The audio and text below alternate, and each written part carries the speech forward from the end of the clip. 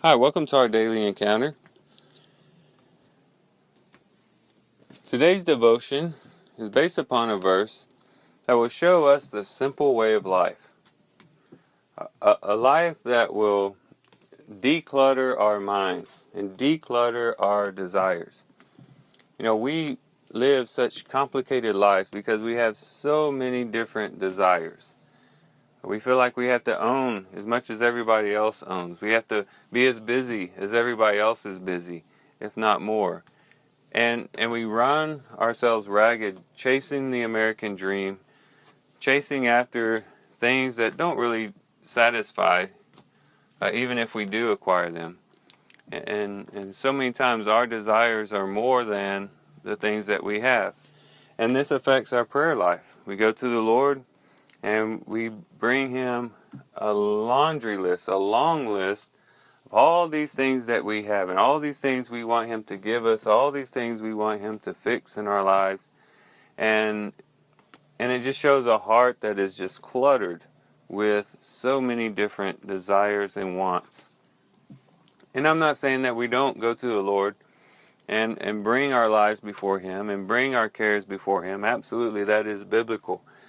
But sometimes it can be a reflection of the fact that our lives are just so complicated. It's so complex. Wouldn't it be nice if we could just simplify? Maybe even just boil everything down to just one desire. And to raise one desire over everything else. That's what the psalmist does here in Psalms 27 and verse 4. The psalmist really holds up one thing above everything else, and he said that was the one thing that he was going to seek above everything else. He says, "One thing I have asked from the Lord, that I shall seek, that I may dwell in the house of the Lord all the days of my life, to behold the beauty of the Lord and to meditate in His temple." The psalmist asked for just one thing. As you read this psalm, there's probably a lot of things the psalmist could have asked for. He apparently had a lot of enemies. A lot of people were coming after him. But he said, one thing I'm going to seek above everything else. And when you read this verse, it almost sounds like he's saying three things. But really, they all three really collectively make up one thing. He says, one, that I may dwell in the house of the Lord all the days of my life. Two, that I would behold the beauty of the Lord. And three, that he would meditate in the temple, in God's temple. And all of these collectively just really mean he wanted to dwell in the presence of God. He wanted to dwell in the house of the Lord all the days of his life. The house of the Lord was the dwelling place of God. In Exodus chapter 25 and verse 8, when God was instructing them to make the sanctuary, it was so that he would have a dwelling place. And time again we see the sanctuary, which once was the tabernacle, later to become the temple, was the place of God's dwelling. And everyone recognized that that's where they would go to meet with the Lord. And so he wanted to be in the presence of God, and he wanted to behold the beauty of the Lord. Again, by being in the presence of God, just to behold the beauty, the wonder, the greatness, the majesty of God.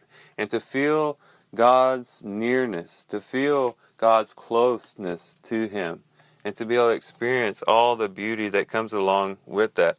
And to meditate in his temple, to think about God, to think about him in his presence. And to meditate upon him.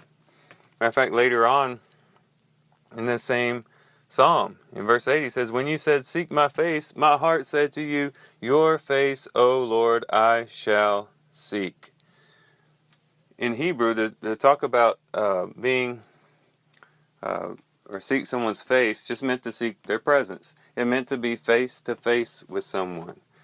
We might talk to someone over email, maybe over Facebook, but to speak to them face to face is to actually be in their presence, in their direct presence. And that's what the psalmist said, "I will seek your face. I will seek your presence, God." That was his desire over everything else. And it simplified his life. It gave comfort to his life. It brought peace to his life. And it can do the same for us too. Think about if you could just, for a moment, just put everything else away. All your desires, all the things that you think you need to have a happy life, put all that away and just focus on this one thing. Lord, I want to see your face. I want to walk in your presence. I want to be able to live under the shadow of your wing. If we could just acquire that one thing, it would help us through all of life's circumstances. It would make all of our circumstances brighter and lighter because we would know that God is with us and we could feel him near us. That's the thing that we should desire. I'm reminded of the song Be With Me, Lord, that has this line in it, and it speaks about what we're talking about today. It says, Be with me, Lord, no other gift or blessing thou couldst bestow could with this one compare. A constant sense of thy abiding presence, where I am, to feel that thou art near. I love that verse in that song because it really does get to the heart. It really gets to the highest thing that we could desire, the presence of God. And so let's spend today seeking out his presence, longing for him. Maybe spend a day where you don't ask God for anything else, but just his presence, to be able to dwell with the awareness of his presence day in and day out. Well, I thank you guys for listening in today. I hope you guys have a great day. Hope you have a great Father's Day. Love you guys. God bless.